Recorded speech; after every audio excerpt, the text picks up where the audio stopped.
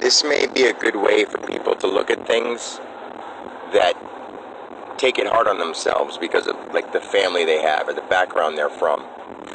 Because once you realize everything, your parents are your physical earth parents, and honor them for that.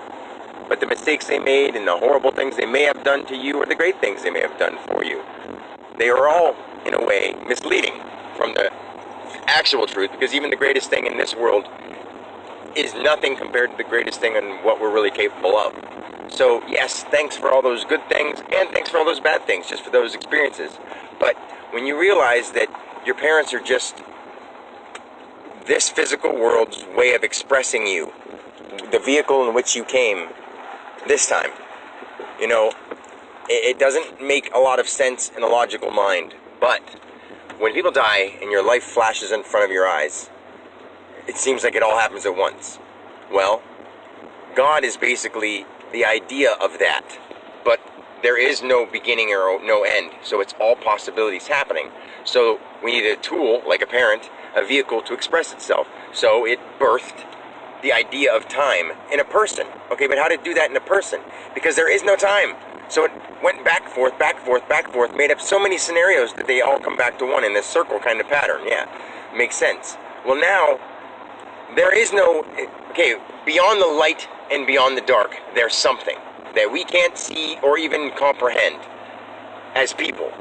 But the one that we are deep down can comprehend it. I'm comprehending from that level at all times. And it makes it difficult for anyone to understand me, because it sounds like I'm talking like a magician or something, and it doesn't make any sense. But think of the fact that beyond light and dark, there's something. So if your life was flashing in front of your eyes, and you didn't have a physical human body of karmic blah blah blah of all your human stuff that you think you are, you don't have any limits at all. Any limits, even time. So for a person to, you know, ideally, the idea of somebody making up the thing of time, how would that happen when there's no time? Well, since you're infinite and all possibilities can be so, you just make up a scenario, adjust it, make up a scenario, adjust it. It's like you're always coming back to refinish it, make it a little better, refurbish it, polish it up, clean up the messes that you think are messes as a whole. You know, because if you have a scab on your arm, but the rest of your body's in great shape, you're going to say, I'm in great shape. Someone's going to say, oh, there's a scab in your arm. You're like, oh, that's just that one spot. It's all part of me. It's still perfect. So if we looked at the world and saw all the inconsistencies and all the imperfections as just like little scabs, and they're just a beautiful part of our giant body, and we can help fix them by applying ointment or showing love in another way of comparison. So I know I went a little off, but this is because this is a huge topic. And so the person who creates time doesn't have to have a time canvas to make it upon. They have all these scenarios happening at one time, and they're physically expressing through a vehicle of time that we made up. At one point in time, there was no 24 hours in a day. There was no 365 days in a year. There was none of that. All of it is a lie. But at the same time, we need to have words for it. So yes, we embrace those vehicles. But if you embrace those vehicles from the place that I'm seeing them,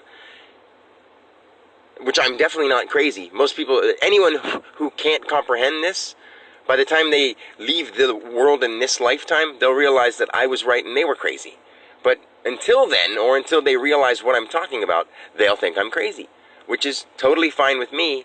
I just want to be around here as long as I know I can be. We don't have to die. We really don't have to die. All spiritual teachings and practices and religious things that have all this great information, and yes, they did great work, but they missed that one thing.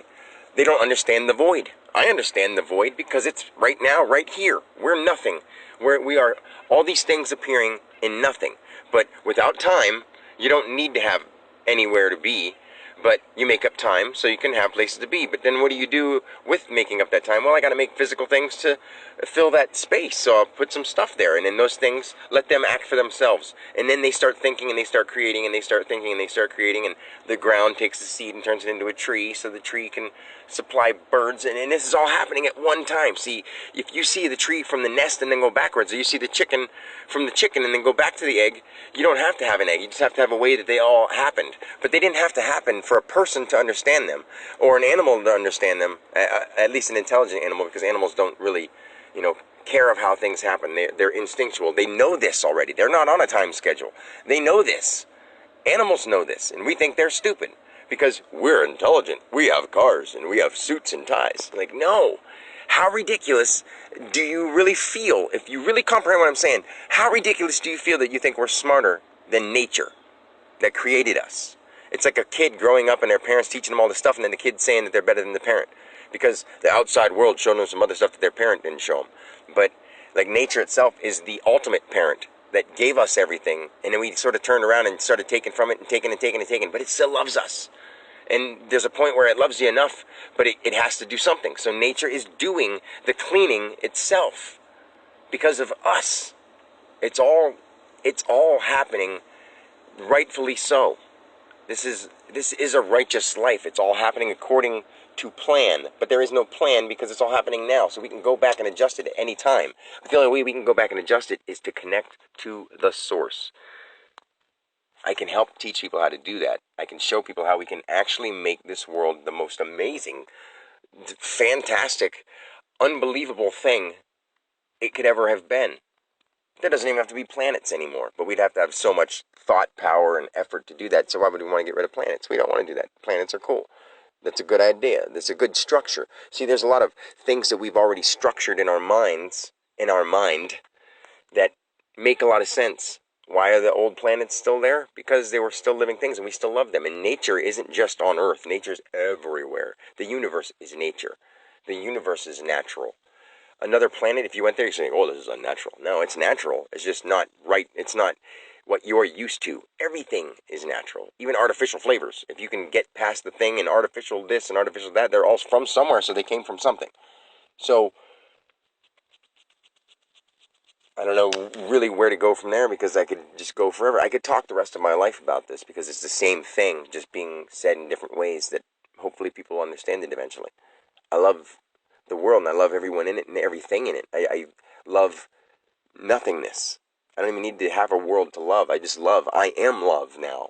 So I understand when people say I am love. Like I don't need anything to love. I'm just love. I love the other planets. I love the galaxy. I love the universe. I love all those words we put to what we are. This is all us. This is all me. This is all you. But if you say me and you together, it's got to be us. So it's all us. We are all one. You plus S equals I.